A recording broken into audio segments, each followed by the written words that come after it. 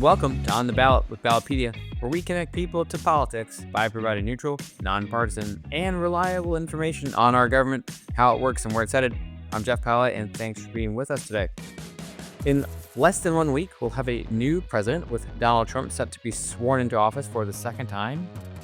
Trump and his team have talked quite a bit about what he plans to tackle in the early days of his administration, and in particular, how he will use executive orders and other executive actions to jumpstart his agenda. You've probably seen all kinds of coverage in the media on what they think he'll do. So instead of theorizing about what might happen, let's dig a little deeper into the history of executive orders, first day, first 100 hours, first 100 days, and use the track record of recent presidents and the strategy behind how an administration moves in the first 60 days in power.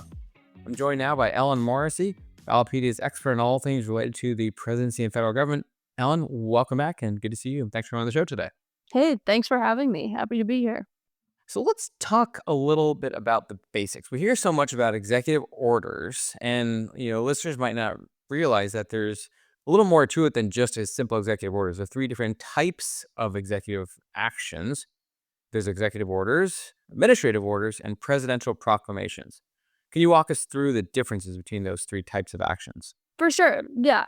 Something I notice sometimes in news reporting or in casual conversations, people will use the term executive order, but they'll be using it in a very broad way to refer to kind of any type of executive action. So to kind of break down the differences between, I guess, like the legal definitions, the legal nuances of these things.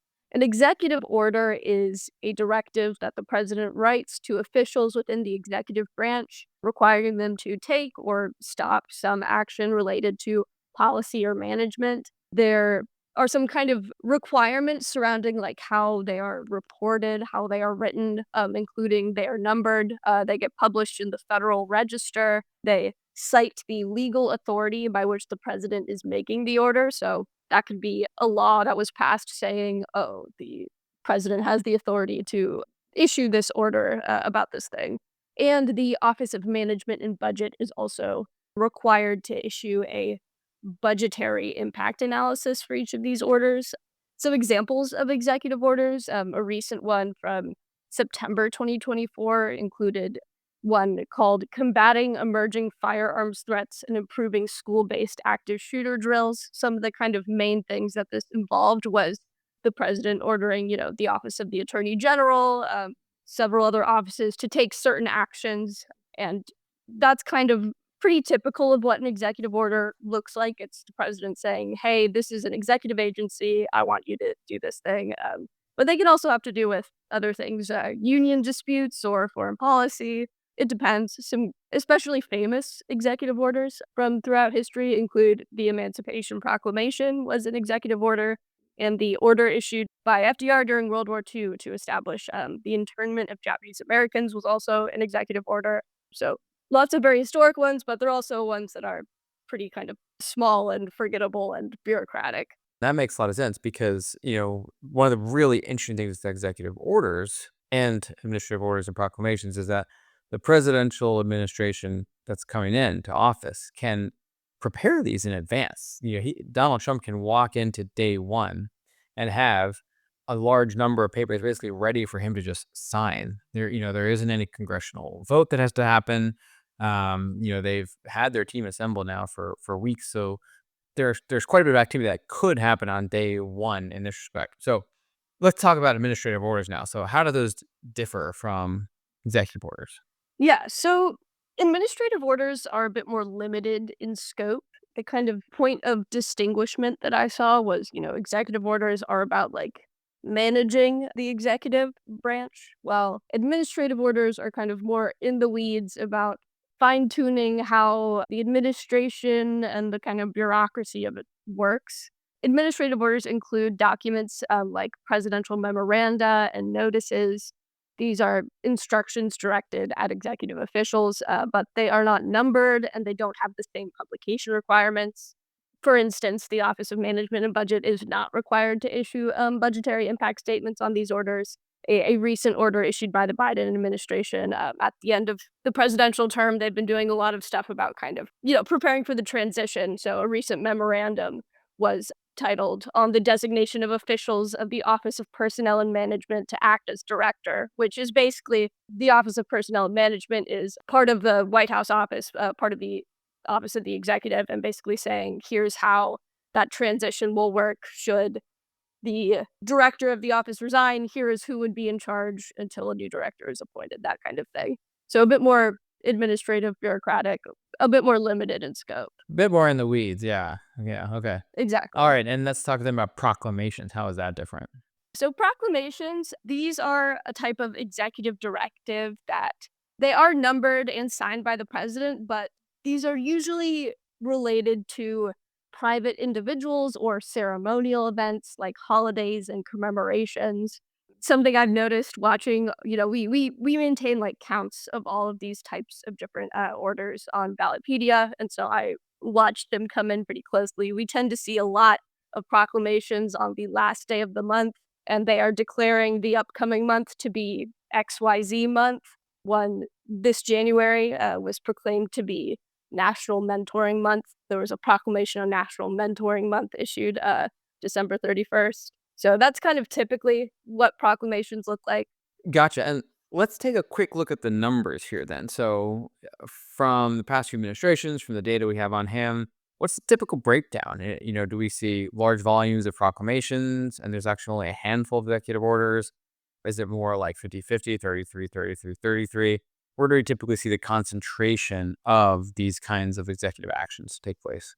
Looking at the Biden administration, so far, we are recording with just about a week left of the Biden administration, so there's still time for this to change. But during the Biden administration, we saw 722 proclamations so far, so that is far and away the kind of greatest number. We had 236 memoranda and 150 notices, so 386 of those kinds of administrative orders. Administrative orders can take other forms, but we don't track those ones in particular. And then we saw 155 executive orders during Biden's administration. How does that compare to the Trump administration, the first one? These are probably our best kind of two recent points of comparison since they both were, looking at Biden's term and then Trump's first term, these are both one-term presidencies. So Biden had 155 executive orders, which breaks down to about 39 per year on average. Trump had the highest number of executive orders per year of any president. He had 220 total executive orders, which breaks down to about 55 per year. So quite a few more than Biden, but Of any president in the 21st century, right? yeah. Gotcha. So executive orders, they're a very powerful tool and they can be used at any point a president is in office. But why day one? What's the intrigue about day one? I think part of it is, you're in office. It's time to undo what the last guy did by executive order. Since executive orders are issued by the president, if the president changes, the president can very easily undo previous executive orders by just revoking them. Looking at kind of recent administrations, exactly half of Biden's executive orders issued during the first 100 days of his presidency were revoked previous executive orders. So 21 of the 42 orders he issued were the point was to revoke previous orders. For Trump, 8 of his 33 orders revoked previous orders during his first term. 7 out of 19 for Obama, and then 5 out of 11 for Bush. That's really interesting because essentially what that shows is, there's strategy behind every political decision. And the more a president uses executive orders to go on the offense, then the next president, if it's of a different party, the more likely it is that they will use executive orders at a higher volume defensively to undo prior executive orders. Now, again, if this is kind of in the weeds of how politics 101 works, but there's strategy behind, well, if we pass it in an executive order, great, maybe we can move fast on it, but then it can be undone pretty quickly by someone else, as opposed to if you pass a law, much harder to undo that. This is something that we see a lot, say, in the ballot measures world. When citizen initiatives or legislators put something on the ballot, if they put a initiated state statute on the ballot, then the legislature can just undo that in the next session if they don't like it, if the majority changes.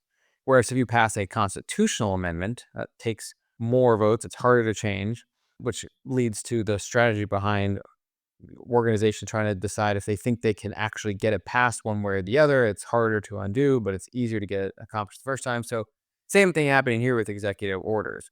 It's a way to move fast, but it risks being undone, as you're just very clearly laid out with the number of executive orders that were in fact withdrawn from prior presidencies. Yeah, no, that's exactly right. Yeah, you can act fast on your policy priorities. You don't need to wait around for Congress, but executive orders aren't going to have the same kind of longevity, the same kind of degree of permanence or immovability as something that has buy-in from Congress, that kind of thing. Yeah, you talked a little bit about, the number of executive orders from the recent presidencies, but the president with the most executive orders historically is FDR by far and away, with more than 3,700. What was so different about his presidency that he used executive orders at such a different volume from everyone else? The big one is just time spent in office. FDR was our longest serving president. He was in office for 12 years, so that's a lot of time to issue executive orders. And, I think it's also probably important to account for what's going on in the world at the time. FDR oversaw a pretty eventful 12 years in American history, both the Great Depression and World War II. There's just a lot going on in the world, going on in that historical moment. But I think it also has to do with just like a president's view of the role of the federal government, and what role they believe the executive should be playing as far as the number of executive orders they want to issue. So you sent me a note in advance of this call that Joe Biden had issued more executive orders and memorandums during his first 100 days than any president since FDR. So how many did he issue both on day one and in his first 100 days? On Biden's very first day in office, he issued 9 executive orders. But if we kind of open the scope to the, first 100 days, Biden issued a total of 42 executive orders. And then, as I mentioned earlier, 21 of which were issued in order to revoke previous executive orders. Though I will say 21 executive orders, establishing a new policy or whatever is still a pretty big number compared to other presidents during that period. Something that is kind of interesting and stands out looking at this data, which I think listeners can find in our link to in our show notes, is that the number of executive orders revoked by Biden is a pretty huge number on this chart. It's 67 executive orders. So he wrote 21 to revoke, but ended up revoking 67. So yeah, definitely a pretty Right, so 67 of the how many you said Trump did 200 and how many during his presidency? 220. Right, so Biden eventually revoked 67 of them. Right, okay. Yeah. Now, okay, so now we're getting to sort of the crux of all of this, which is that we certainly don't know for sure here on this show, but some indications are that President-elect Trump might issue something like 100 executive orders on day one alone, which would certainly far outpace any prior president. What and we'll know in just a few handful of days, and we'll certainly revisit how many it actually was in the coming weeks ahead. But what have you seen, and what do you think, and what would that mean about Trump's day one and for the presidency? I can't remember if we touched on this at the top of the episode, but, I'll be interested to see whether Trump's team has talked like internally in GOP caucus meetings, like with Senate Republicans specifically, I believe, about issuing 100 executive orders. But according to the reporting I was reading, it was unclear whether that means, the legal definition executive orders, or maybe they were just using the term executive orders to refer to executive actions. That's something I'll be watching for, just kind of practically speaking, what we really end up getting. And as far as the topics of what kind of is expected to show up in these executive orders, the two big topics, kind of broad topics I've seen mentioned were immigration and energy policy.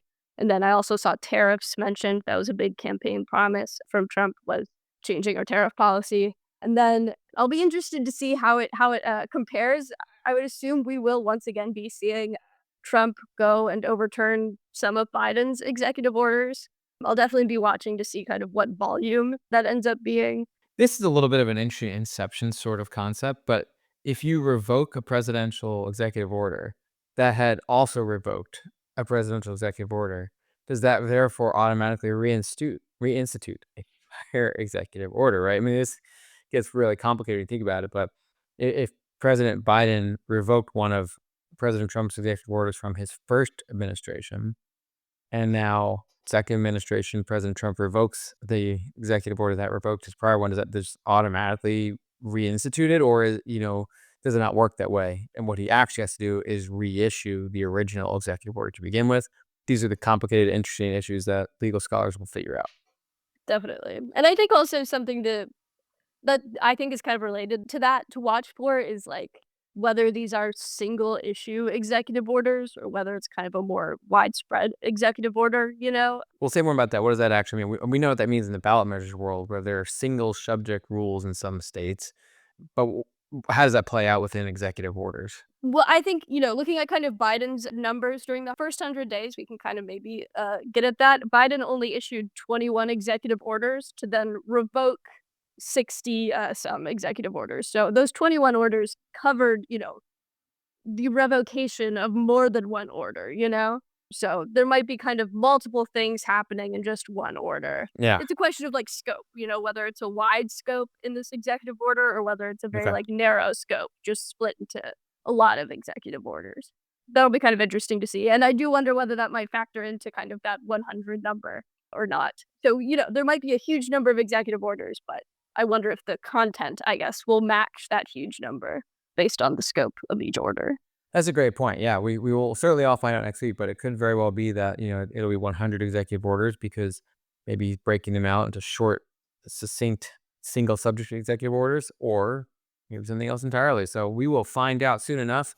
How can listeners follow along with Ballotpedia's coverage of the Trump administration and executive orders? Yeah, we'll be for sure talking about it in our newsletters and talking about it here on the podcast. So if you're subscribed to those, I'm sure you'll be hearing plenty about it. We'll be maintaining a page all about Trump's executive orders and publishing articles about each of his executive orders. So if you're interested in that, feel free to, bookmark those pages and then check them out. Yeah, and grouping them by topic so that we can hopefully make it easier to sort of parse which ones are addressing which different areas of public policy, and make it easier for readers out there to understand and follow along with the administration's activity. So appreciate all of your work on that, Ellen, and thanks for coming on the show today, and I will see you next time. For sure. Thanks for having me. See ya. For our listeners, you can learn more about executive orders and presidential transitions at the link in our show notes. We'll be back later this week with another episode unpacking the Congressional Review Act and how that might be utilized in the early days of the Trump administration. So make sure you subscribe to On the Ballot wherever you listen to podcasts. I'm Jeff Paulette. Thanks for listening.